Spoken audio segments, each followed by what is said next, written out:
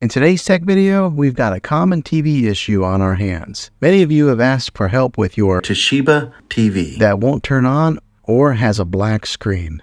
Well, you're in the right place because I've got some easy solutions for you to try.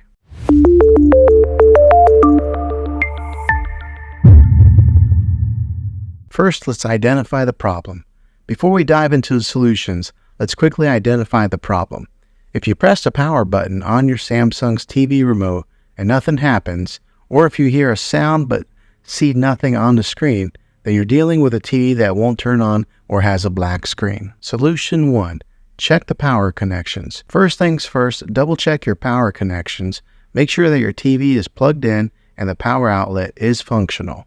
You'd be surprised how often this simple step can solve the problem. Solution 2.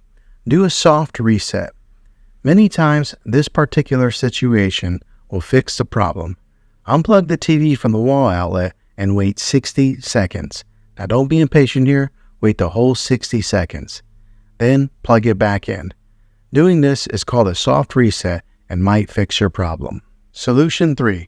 Remote and manual power on. Find the manual power button on your TV itself, usually located near the bottom of the TV. Press it and hold it for a few seconds to see if your TV responds. If that works, great. If not, let's move on to the next one. Solution 4. Try a different HDMI source. Another issue could be the HDMI source. If your TV is set to an input source with no active signal, it may display a black screen. Try changing to a different HDMI input and ensure that your cable box, game console, or other devices are powered on. Solution 5. Reset your TV. If your TV is still giving you a hard time, let's try resetting it. On most TVs, it can be done by pressing and holding both the power button and the volume down button simultaneously for a few seconds.